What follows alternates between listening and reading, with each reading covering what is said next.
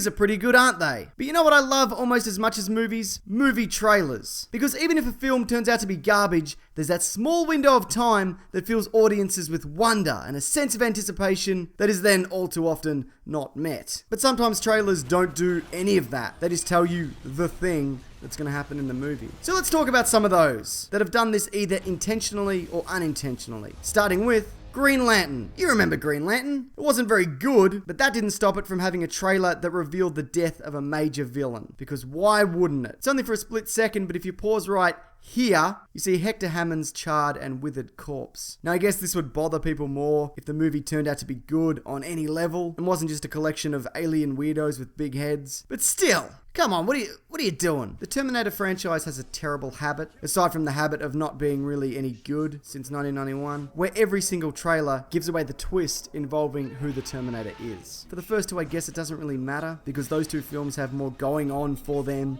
than just that. But for the others, I mean, bits and pieces do, but, you know, they really don't. But I guess the marketing departments just thought, well, you know, it's tradition to ruin one of the key elements from the movie. Still, the first 20 minutes of Terminator Genisys was pretty good. It's just a shame about literally everything else. When I think Lord of the Rings, I think, man, what a good series of films that are sullied by a prequel trilogy that's so long and arduous, I have a recurring nightmare where I wake up in a cold sweat, thinking there's another Hobbit movie still to come that I have to endure. The trailer for the second movie in the series makes the mistake, I think, of revealing that Gandalf is still alive. Before I saw this, I honestly thought that he was dead. And I was relieved that he returned, but still somewhat annoyed that I knew that was going to happen. Yes, that plot point was revealed in the original book from 1954, but I haven't read those. You know, I tried a couple of times, but there's just so much song and rhyme and descriptions of food. I don't know what people are talking about when they praise them. It's virtually unreadable. And I'm sorry, I know that they're everybody's favorite books, but my God,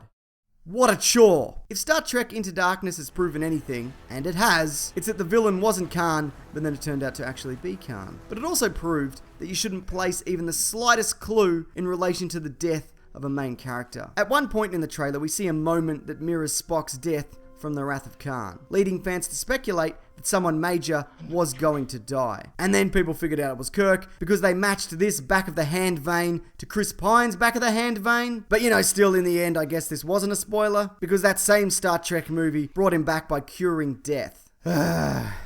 Oh, this is dumb. It's a dumb movie for idiots. The Star Wars Force Awakens trailers were rock solid, hinting at the origins of new characters, the return of old faces, and new adventures that bore many similarities to old adventures. They were nearly spoiler-free, except for a couple of seconds in one of the later trailers, semi-revealing the fate of Finn, as it was determined through jacket speculation that it was him lying in the snow. No, it wasn't clear whether he was alive or dead, but it did reveal how his fight with Kylo Ren went. Poorly, by the way, it went real bad for him. Now, it's not like the Sixth Sense trailer, where it reveals like a major thing.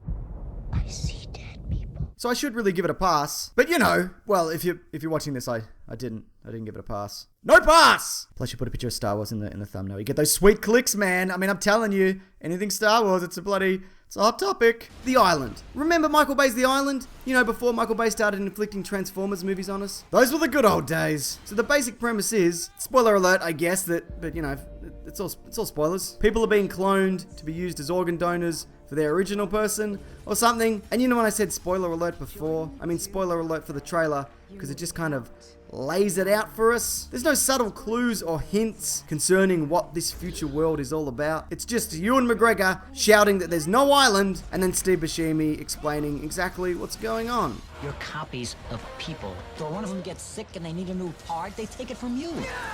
Maybe this is why the movie bombed. Though some say it's because the trailer bore little resemblance to the plot. What the hell trailer were they watching? Perhaps 1980's The Island, starring Michael Caine. If I'd wanted to hit you, I could have hit you. How dare you speak to your father like that? That kid just slapped Michael Caine! This is an outrage! Thanks everyone. Subscribe if you want. Also other videos there and there. And also have a movie podcast called The Weekly Planet that some people are okay with listening to. Sometimes we annoy director James Gunn.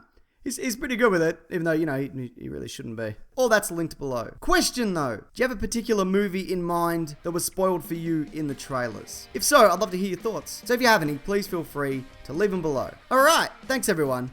Take care.